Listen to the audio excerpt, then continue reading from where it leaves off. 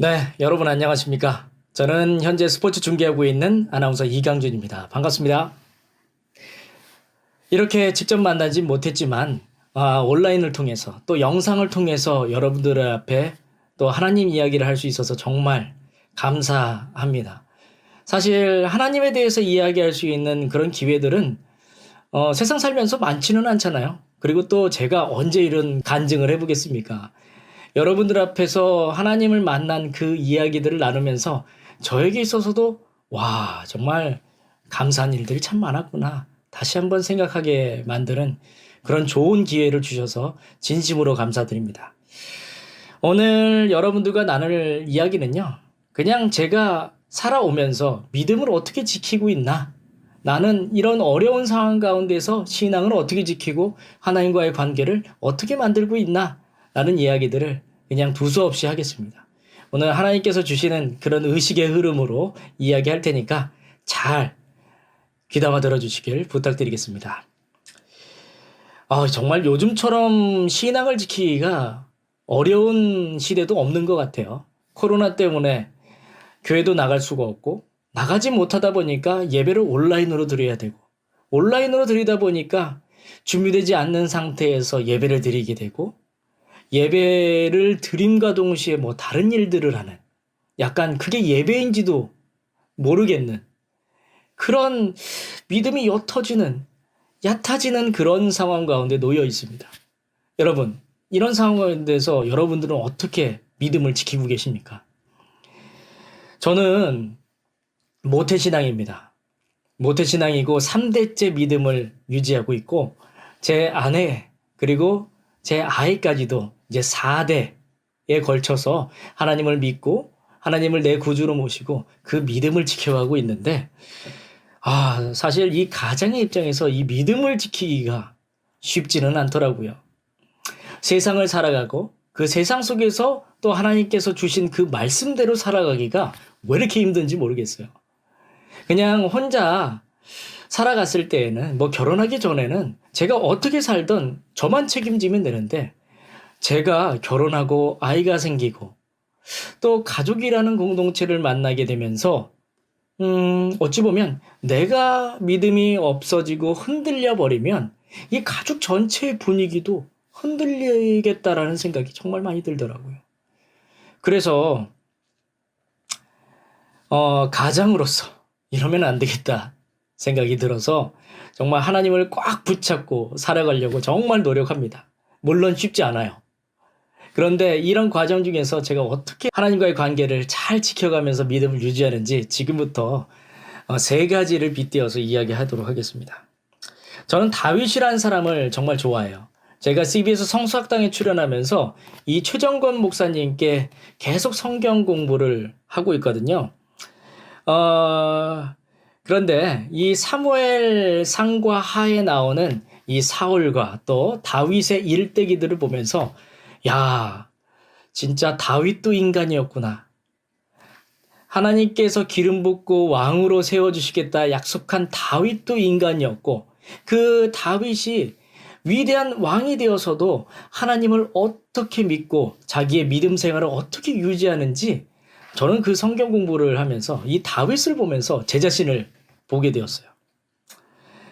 정말 흔들리고 우울해지고 자존감 떨어지고 믿음이 약해질 때 여러분들은 언제이십니까? 사실 이럴 때 이런 믿음이 약해질 때는 분명한 원인이 있는 것 같아요. 원인 없는 결과는 없잖아요. 저는 첫 번째로 제가 믿음이 약해질 때가 언제일까 생각을 해봤어요. 그때가 환경이었어요. 하나님과 멀어질 수밖에 없는 그런 환경과 사람에 놓여 있을 때, 더 가까이 오랫동안 있을 때 제가 믿음이 약해지더라고요. 뭐 일을 너무 많이 하고 또 일자리에서 또 사람들과 만나고 또 세상 이야기를 많이 나누는 그런 공간에 가보면요. 하나님보다는 세상 중심으로 제가 생각하는 그런 상황들이 많았고 또 그런 게 너무나도 달콤하다 보니까 하나님보다는 그 세상에 그런 쾌락 속에 더 많이 빠져서 예배도 모르고 또 성경도 읽지 않고 하나님께 기도하지도 않는 그런 정말 못된 신앙을 갖게 된 거죠. 결국에는 환경이 중요한 겁니다. 환경이 큰 문제예요. 그러니까 내가 어디에 주로 있는지, 또 내가 누구와 많이 만나고 교류하고 이야기하는지에 따라서 그 사람의 마인드를 알 수 있다라고 하는데, 제가 힘들고 우울해지고 절망 속에 있을 때에는 진짜 그러한 환경에 있는 사람, 부정적이고 삶의 패턴이 하나님과는 멀어진 그런 사람과 같이 있을 때 저도 같이 멀어지더라고요. 다윗도 비슷했던 것 같아요. 사울에게서 이제 죽임을 당한 그런 시점이 있잖아요. 사무엘 상과 하를 보면요. 사울에게 쫓기는 다윗. 사실 기름을 붓고 왕이 된다라고 하나님께서 말씀을 해 주셨지만 사울에게 계속 죽을 고기를 겪어가면서 도망치듯 쫓겨다니는 생활이 한 20년 정도 있었다고 해요. 그런 상황 가운데 이 다윗이 시편을 썼잖아요. 시편을 썼는데 기도가 없는 구간이 있더라고요. 그때가 바로 하나님과 멀어졌던 관계가 그 시를 쓰지 않았던 그런 시점이랑 맞아떨어진다는 거죠. 근데 이런 상황 속에서 누가 있었냐? 정말 하나님과 멀어질 수밖에 없는 사람들 속에 있었습니다. 사울을 피해서 블레셋으로 가기도 하고, 그 속에서 숨어서 살아가기도 하고, 정말 어찌 보면 다윗이 위대한 왕이기도 했지만 진짜 인간이었구나 라는 생각이 많이 들었습니다. 그런데 이런 다윗도 자신의 믿음 그리고 하나님과의 관계를 다시금 회복시켜 줄 수 있는 좋은 사람들이 주변에 있었기 때문에 다윗이 다시 돌아올 수 있었고 또 하나님 앞에서 회개할 수 있었다고 저는 생각합니다. 그게 바로 가장 중요한 사람이었던 요나단이었죠. 정말 그 사울의 아들이었고 절대 권력자인 요나단이 오히려 다윗에게 그 하나님과의 관계를 이야기하면서 멀어졌던 하나님과의 관계를 다시 찾아주는 그런 역할을 요나단이 해준 걸 보면서 야, 그래, 맞아. 정말 중요한 건 내 주변에 누구를 두느냐가 중요하다. 내가 흔들리고 힘들 때에도 내 믿음을 지키고자 하는 마음이 있다면 그런 상황에서 벗어나고 교회를 찾아간다든지 기도를 한다든지 이런 사람들과 자주 교제를 하고 소통을 하면서 하나님의 믿음을 그리고 하나님과의 관계를 회복시키려고 노력을 해야 되는데 오히려 세상을 찾고 또 세상 사람들하고 다른 방향으로 고민을 해소하고 토로하고 더 불만 갖고 이러다 보니까 계속 그 믿음은 자라지 못하고 더 하나님과의 관계가 멀어졌던 것 같습니다. 여러분은 어떤 환경에 놓여 있고 또 어떤 사람들과 친밀하게 관계를 하고 계십니까? 내 관계 그리고 나의 환경을 한번 점검해 보시면 그 환경과 사람 속에 내 자신이 흔들릴 만한 이유를 찾아낼 수가 있습니다. 두 번째는요, 왜 이 상황을 주었을까? 하나님의 시각으로, 하나님의 관점으로 생각하는 게 정말 중요하더라고요. 하나님은 나에게 무엇을 이야기하고 싶었나? 이게 정말 중요하더라고요. 코로나가 터졌을 때 저는 일이 다 끊어졌습니다. 프리랜서로서. 제가 사업체를 운영하는 대표로서 또 방송인으로서 가장으로서 아무것도 할 수 있는 일이 없었어요. 제가 회사를 다니는 게 아니라 누군가에게 고용을 당하는 입장이었기 때문에 그때는 올스톱이었죠. 정말 절망이었고 어떻게 살아가야 되나 힘들었어요. 때마침 아이가 태어났고 또 아내는 다니던 직장을 그만두는 시기에 코로나가 터져서 정말 물질적으로 너무나도 힘들었고 이 물질이 없다 보니 정신적으로도 힘든 상황이었습니다.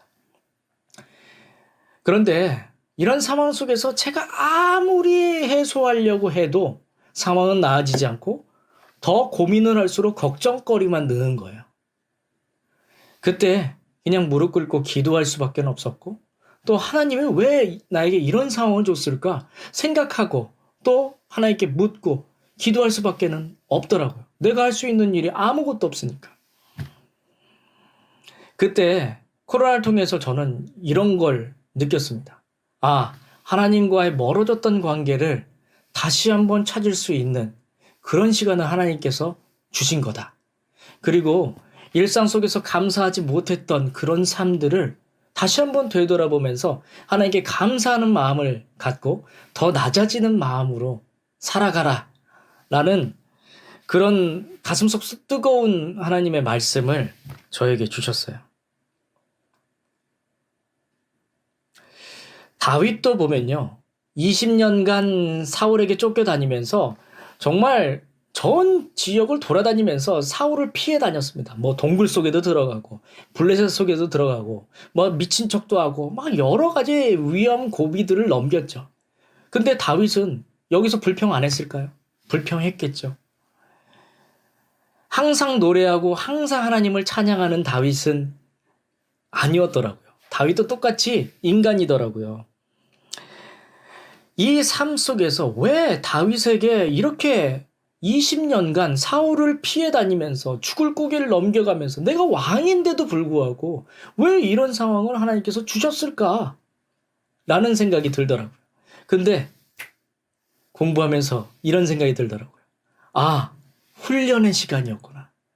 그런 과정을 겪으면서 모진 풍파와 경험을 통해 하나님께서 진정한 애굽을 다스리는 왕으로 만들기 위해서 20년간 다윗을 훈련했구나 라는 생각이 들었고요. 그걸 느끼면서 아, 나도 지금 이 과정이 인간적으로 봤을 때는 참 힘들고 어려운 시간이지만 하나님께서 나를 더 크고 하나님 계획 안에서 귀하게 쓰시려고 이 과정, 어려운 시련들을 주시고 하나님을 바라보라고 훈련시키고 있는구나 라는 생각이 많이 들었습니다.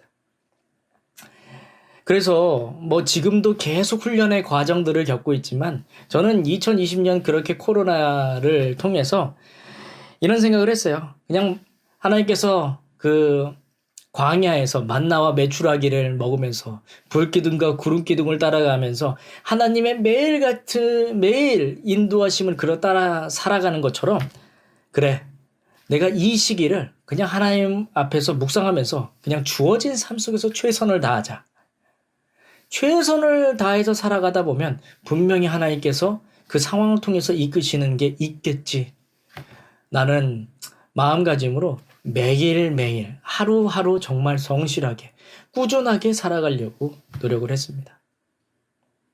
그리고 그 과정 속에서 하나님은 나를 통해서 어떠한 하나님의 큰 뜻을 이룰 수 있을까라는 것도 느끼게 됐고요.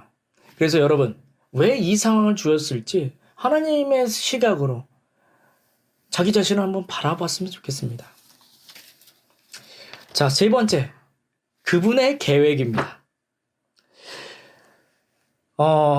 하나님이라면, 내가 하나님이라면 내 자신을 봤을 때 나를 어떻게 이끌어 가실까? 물론 제가 인간인지라 하나님의 계획, 그 넓은 그 계획을 제가 어떻게 알겠습니까? 전능하신 분이신데.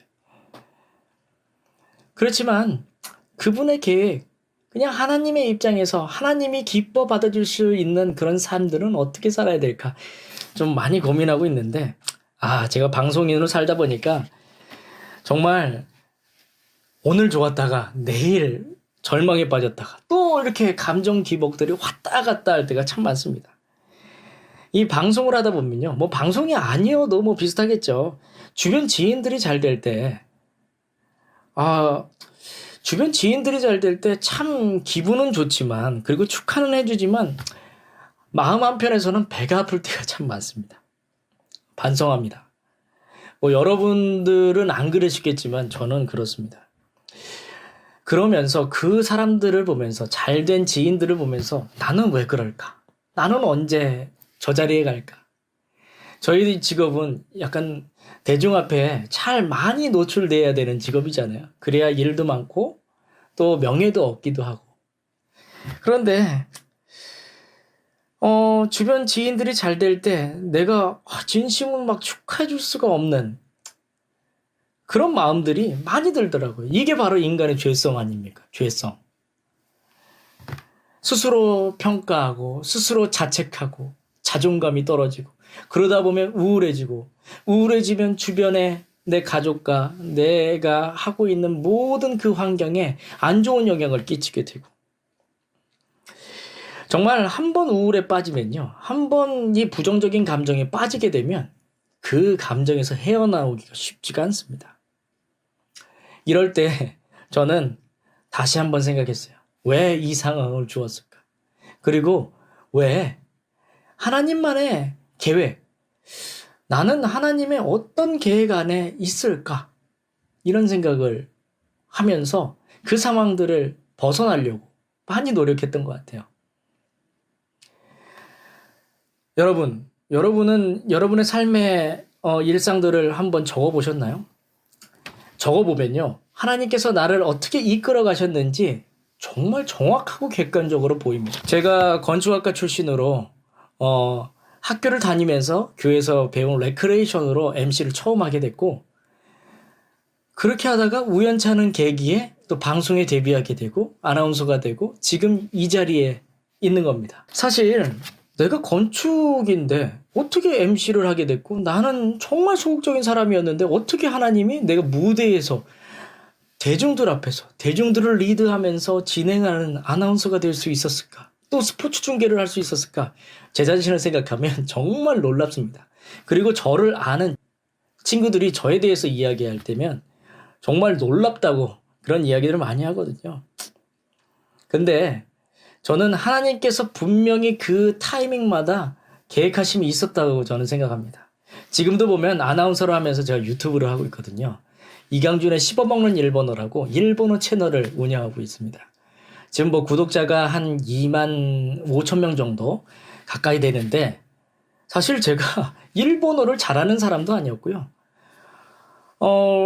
제가 하고 있는 레이싱 중계를 잘하고 싶어서 거기에 있는 일본인 선수와 일본인 팬들과 소통하고 싶어서 유튜브 채널 아프리카 TV를 하게 되고, 꾸준히 공부하고 싶어서 제가 공부한 내용들을 정리해서 올렸던 게 시초가 돼서 지금까지 5년째 꾸준하게 유튜브를 운영하고 있거든요.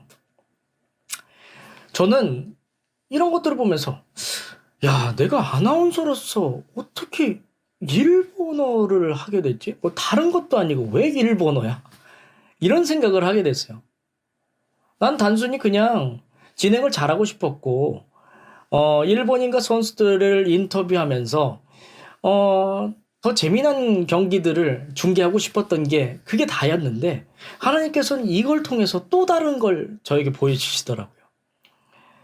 제가 일본어를 공부하면서 제 SNS에다가 일본어로 제가 출연했던 방송들에 대해서 막 이제 포스팅을 할 때가 있었는데, 어떤 게시물에 댓글로 제 지인이 이런 얘기를 했어요.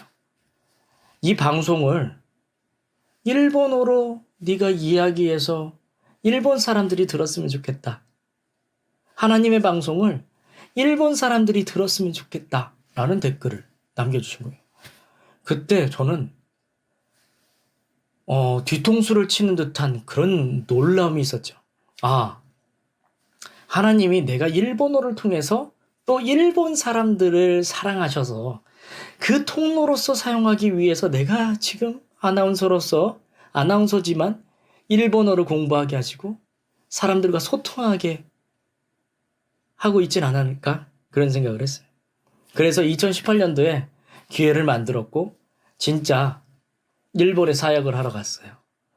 부족한 일본어 실력이었지만 정말 달달 외워서 일본인 100명 앞에서 하나님을 전하고 하나님을 찬양하는 일에 제가 MC로 서게 되면서 더욱더 이 믿음이, 그리고 하나님의 계획이 확실해졌습니다. 아, 내가 하고 있는 거, 비록 우연히 하게 되었어도 그것은 분명히 하나님께서 주신 계획 아래 있었구나. 내가 인간적으로 생각하지 말고 하나님께서 주신 기회, 하나님께서 주신 기회는 하나님이 풀어가실 테니 최선을 다해서 노력하자. 그러면 하나님께서 이끌어 주신다라는 확신이 섰어요. 그래서 지금까지도 일본어를 5년 넘게 하면서 소소하게 사람들과 만나서 매주 소통하는 그런 모임들을 유튜브 내에서 꾸려내게 되고요. 이를 통해서 또 다른 가능성과 비전을 또 생각할 수 있게 됐습니다. 내가 설정한 방향, 그리고 내가 계획했던 방향이 설령 하나님의 계획과는 다를 수 있습니다. 그런데 누구 계획이 더 정확하고 디테일할까요? 하나님 계획이겠죠. 하나님은 실수가 없는 분이시고 하나님께서는 낮은 자를 크게 쓰시고 하나님께서는 나의 부족한 이런 믿음일지라도 누군가에겐 그 통로로서 사용하신다는 걸 분명히 믿고 하나님께서 주신 그 기회 놓치지 마시길 바라겠습니다. 정리하면요. 가장 중요한 거, 이 세상 속에서 신앙을 지키기 어렵잖아요. 어려울 때는 환경을 보고 내가 누군가와 자주 만나고 있는지 한번 점검해 보세요. 내 마인드를 흔들게 하고 하나님과의 관계를 멀어지게 만드는 사람과 그런 환경은 좀 피하는 게 좋을 것 같습니다.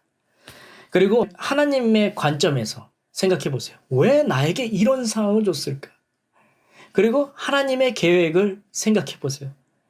이것도 분명히 하나님께서 주신 계획이고 기회겠지라는 생각을 하신다면 정말 이 고난 속에서도 하나님의 참된 사랑과 그리고 하나님께서 주시는 뜨거운 은혜를 여러분들이 분명히 느낄 수 있습니다. 저는 많이 연약합니다. 자주 흔들리고 자주 넘어지고 때론 절망하기도 하고 때론 화가 나기도 합니다. 하지만 이러한 상황 속에서 지금 여러분들 앞에서 제가 영상으로나마 간증할 수 있었던 건 또 하나님께서 저를 사랑하셨기 때문에 다시 한번 너 그러지 말고 하나님께로 더 가까이 가라. 내가 이렇게 너를 사랑하지 않니? 라고 기회를 줬기 때문에 제가 여러분들 앞에 설 수 있었던 거거든요. 그러니까 여러분, 내 중심이 아닌 하나님 중심대로 그리고 하나님과의 믿음을 지키기 위해서 치열한 싸움을 하시길 바라겠습니다. 하나님은 여러분들을 사랑하시고 하나님은 저를 사랑하시고 그리고 하나님께서는 이 방송을 보고 계시는 모든 분들을 사랑하십니다. 설령 그 상황과 환경이 너무나도 힘들지라도 하나님께 감사하면서 하루하루를 최선을 다해서 살아가시길 바라겠습니다. 언제나 여러분들을 위해서 기도하겠습니다. 그리고 여러분은 저를 위해서 기도 부탁드리겠습니다. 여러분 고맙습니다.